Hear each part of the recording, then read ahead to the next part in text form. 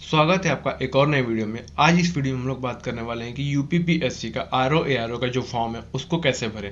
उसके लिए सबसे पहले आपको सरकारी रिजल्ट के वेबसाइट पे आना पड़ेगा। वहाँ पे जब आप नीचे स्क्रॉल करके आएंगे तो वहाँ पे आपको यूपीपीएससी आरओ एआरओ का एक ऑप्शन दिखेगा। आपको सबसे पहले उस पर क्लिक करना है। जैसे आप उस पर क्लिक करोगे तो आपके सामने एक नया विंडो ओपन होके आएगा। उसमें आप जब नीचे स्क्रॉल करोगे तो उसमें सारा डिटेल आपको दे रखा है कि फॉर्म कितने का है। जनरल, ओबीसी, ईडब्ल्यूएस का 125 रुपये का है। फिर और नीचे आप आओगे तो वहाँ आपका एज दे रखा है कि मिनिमम 21 ईयर में मैक्सिमम 40 ईयर्स।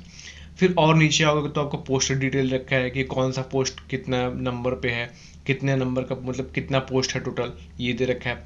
उसके बाद फिर और नीचे आओगे तो आपको अप्लाई ऑनलाइन का ऑप्शन दिखेगा। वहाँ पे आप जब क्लिक करोगे तो आपको सीधे वो मेन वेबसाइट पे भेज देगा। ठीक है, जहाँ पे आप देखोगे कि आपका एग्जामिनेशन लिखा हुआ है, वहाँ पे आप साइड में आपको अप्लाई नाउ का ऑप्शन आएगा ग्रीन कलर का। जैसे ही आप उस पर क्लिक करोगे तो आप नीचे स्क्रॉल करके आओगे। जैसे आप नीचे स्क्रॉल करके आओगे यहाँ पे आप देखोगे यहाँ के फॉर्म के डिटेल्स दे रखे हैं कि किस चीज़ का फॉर्म है, इसका कितना पे स्केल है, ग्रेड पे कितना है, इसका एज कितना है, टोटल वैकेंसी कितनी है और इसका जो क्वालिफिकेशन है वो भी आप चेक कर सकते हो। उसके बाद आप फिर ऑथेंटिकेट विथ ओटीआर पे आप क्लिक करोगे। जैसे ही आप ऑथेंटिकेट विथ ओटीआर पे क्लिक करोगे एक नया विंडो ओपन होकर आएगा। यहाँ पे आपको ऑथेंटिकेट विथ ओटीआर पे आपको क्लिक करना है। अगर आपने ओटीआर कंप्लीट कर रखा है तो आप यस करोगे, नहीं कर रखा है तो आप नो करोगे। लेकिन अगर नो करोगे तो उसका कोई मतलब नहीं, आपको ओटीआर करना ही पड़ेगा। और अगर आपने ओटीआर नहीं कर रखा है तो मैंने इसके पहले ओटीआर पे वीडियो बना रखा है, आप जाके देख सकते हो कि ओटीआर पे रजिस्ट्रेशन कैसे करें। मैंने कमेंट में लिंक को पिन कर दिया है, आप जाके आराम से देख सकते हो कि ओटीआर को कैसे करें। और अगर आपने अभी तक ओटीआर नहीं किया है तो जितना जल्दी से जल्दी आप ओटीआर कर सकते हो कर लो, क्योंकि बहुत ज़्यादा सर्वर उसका डाउन चल रहा है। तो उसके बाद हम लोग क्या करते हैं, इसको प्रोसीड करते हैं। जैसे ही आप प्रोसीड पे क्लिक करोगे तो आपके सामने नीचे सारी डिटेल्स आपके आ जाएंगे कि आपका नाम क्या है, आपके पिताजी का नाम क्या है, आपके माताजी का नाम क्या है, आपका जेंडर क्या है, आपका होम स्टेट कहाँ पे है, आपका होम डिस्ट्रिक्ट कौन सा है और आपका कास्ट कैटेगरी क्या है। ये सारे डिटेल्स आपके सामने आ जाएंगे। उसके बाद आप क्लिक हियर टू ऑथेंटिकेट पे क्लिक करेंगे तो आपके सामने एक ओके करके पॉपअप आएगा। उस ओके पे आप क्लिक करेंगे तो आपके सामने फिर से लॉगिन का सारा डिटेल्स आ जाएगा। तो उसमें दो ऑप्शन रहेगा, या तो आप अपने मोबाइल नंबर से कर सकते हैं या फिर आपने जो पासवर्ड क्रिएट किया है आप उसके थ्रू कर सकते हैं। तो मैं यहाँ पे आपको मोबाइल नंबर के थ्रू करके दिखाऊंगा कि मोबाइल नंबर के थ्रू कैसे करेंगे। तो सबसे पहले आप यहाँ बॉक्स में सिलेक्ट करेंगे, यहाँ बॉक्स में आप send OTP on mobile number पे क्लिक करेंगे। जैसे आप उस पर क्लिक करेंगे तो जो ओटीपी है वो आपके मोबाइल नंबर पे आ जाएगा और उसके बाद फिर आप उस ओटीपी को फिल कर लेंगे। उस ओटीपी को फिल करने के बाद यहाँ पे आपको देख सकते हैं गेट ओटीपी आ गया। गेट ओटीपी पे आप जब आपको ओटीपी आ जाएगा तो आप उस ओटीपी को फिल करेंगे। जैसे ही आप ओटीपी आएगा उसके बाद आप उस ओटीपी को फिल करके ऑथेंटिकेट कर लेंगे। जैसे आप ऑथेंटिकेट करेंगे तो आपका तुरंत लॉगिन हो जाएगा। लॉगिन होने के बाद जो आपके सारी डिटेल्स हैं, जो आपके पुराने सारे डिटेल्स जो आपने ओटीआर में फिल कर रखे हैं वो यहाँ पे लिख के आ जाएंगे। जैसे आपका नाम, आपके पिताजी का नाम, आपके माता का नाम और आपका जेंडर, और भी जो सारी बाकी डिटेल्स है वो आपके सारे यहाँ पे लिख के आ जाएंगे।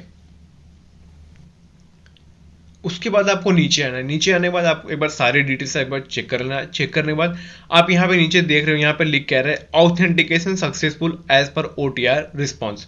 यहाँ पे मतलब इसका क्या कि आपका ऑथेंटिकेशन सक्सेसफुल हो गया। उसके बाद आपको प्रोसीड पे क्लिक करना है। जैसे ही आप प्रोसीड पे क्लिक करोगे तो आपको मेन पेज पे लेके आएगा। वहां पे जो आपके सारी डिटेल्स हैं वो जो अपने ओटीआर में भरे वहां से ये अपना ले लेगा। लेने के बाद आप स्क्रॉल करके अपना नीचे आओगे और अपने जो सारी डिटेल्स हैं उसको एक बार क्रॉस चेक कर लोगे। उसके बाद आप स्क्रॉल करके नीचे आओगे। नीचे आने के बाद आपको जो सारी डिटेल्स है वो आपको दिखेंगे। फिर आपको और नीचे आना है। नीचे आने पर आपको जो डिटेल्स है वो आपको भरना है। जैसे कुछ नॉमिनल डिटेल्स हैं, जो नाम मात्र की डिटेल्स हैं वो आपको भरना है। कुछ एजुकेशनल डिटेल्स हैं और थोड़े बहुत हैं तो उनको आपको भरना है। तो मैं आपको दिखाता हूँ। सबसे पहले आप अपना हाई स्कूल का देख सकते हैं, जो आपने हाई स्कूल का भरा था इसने वहाँ से उसको ले लिया है। फिर जब आप और नीचे आएंगे तो आपने जो बैचलर किया हुआ है, ठीक है, वो किया है कि नहीं किया। अगर किया है तो आपको यस या नो करना है। ठीक है, यहाँ पे आप देख सकते हैं अगर आपने बैचलर डिग्री कंप्लीट कर रखा है तो आपको यस करना है, और अगर आप नो करते हो तो फिर इसका मतलब कि आप इस फॉर्म के लिए एलिजिबल नहीं हो। तो सबसे पहले आपको यहाँ पे यस करना है। ठीक है, उसके बाद आप नीचे देखोगे कि ओ लेवल सर्टिफिकेट का पूछ रहा है। अगर आपके पास ओ लेवल सर्टिफिकेट है तो आप यस करोगे, और अगर आपके पास नहीं है तो नो करोगे। उसके नीचे फिर ये क्या पूछ रहा है कि अगर आपको हिंदी की टाइपिंग आती है 25 वर्ड पर मिनट या उससे ज़्यादा तो आप यस करोगे, और अगर आपको नहीं आती है तो नो करोगे। उसके नीचे आप से ये पूछ रहा है कि अगर आपको इंग्लिश भी टाइपिंग आती है तो आपको प्रायोरिटी दी जाएगी, अगर आपको नहीं आती है तो प्रायोरिटी उस पर्सन को दी जाएगी जिसको इंग्लिश दोनों आती होगी, ठीक है। और ये जो बाकी NA लिख रखा है, इसका मतलब ये है कि जो भी आपने जो डिटेल्स हैं OTR में जो नहीं भरे हैं, इसके लिए यहाँ पे NA लिख के आ रहा है, तो उससे आपको कोई दिक्कत नहीं है। उसके नीचे जो फिर आप आओगे तो आपने जो वेरिफिकेशन कोड है उसको आप भर दोगे। भरने के बाद अभी आप फिर से पूरा क्रॉस चेक कर लोगे। क्रॉस चेक करने के बाद आप proceed for entering other details. उसके बाद इसका मतलब ये है कि अब आपने आप पार्ट 1 क्लियर कर लिया है, अब आप पार्ट 2 भरने जा रहे हो। तो यहाँ पे आप देख सकते हो कि इसमें लिखा हुआ आपने पार्ट 1 क्लियर कर लिया, अब आप पार्ट 2 भरने जा रहे हो। तो पार्ट 2 को भरने के लिए आप स्क्रॉल करके नीचे आओगे। नीचे आने के बाद यहाँ पे लिख रखा है कि काइंडली प्रोसीड फर्दर एप्लीकेशन। फिर यहाँ पे आप ओके करोगे। ओके करने के बाद आपका अगला विंडो खुल के आएगा, ठीक है।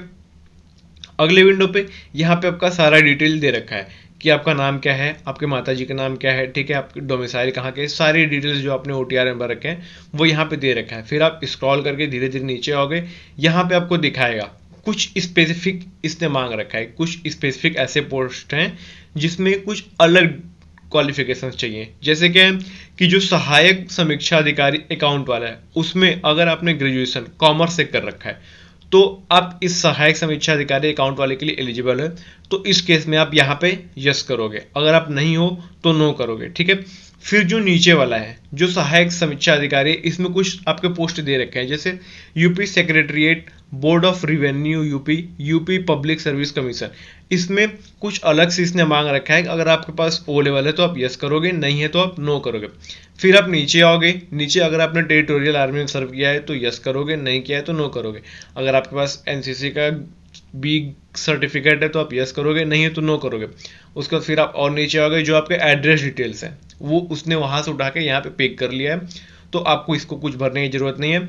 फिर आप नीचे आओगे। I accept the about declaration में आप यस करोगे। यस करने के बाद नीचे आप टिक करोगे। टिक करने के बाद आप कैप्चा फिल करोगे।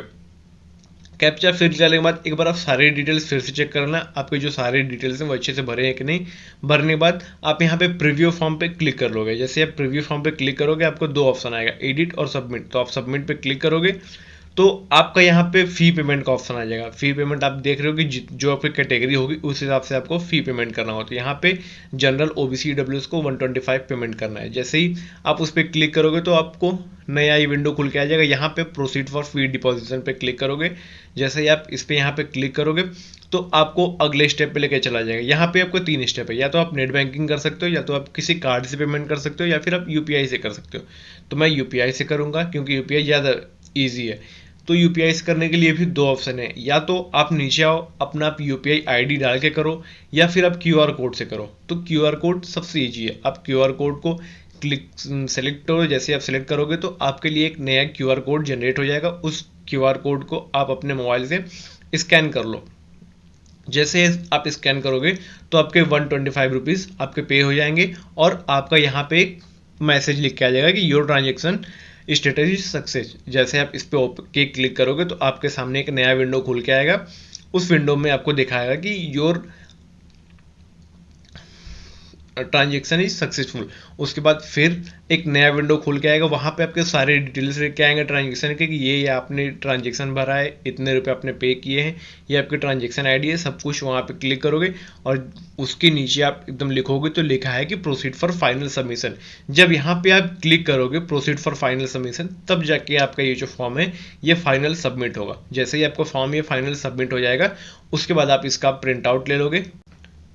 और ये वीडियो अगर आपके लिए हेल्पफुल रही हो तो प्लीज़ इस वीडियो को लाइक करें एंड चैनल को सब्सक्राइब करें। ये मुझे मोटिवेट करेगी आगे और वीडियोस बनाने के लिए। Thank you so much video को यहाँ तक देखने के लिए।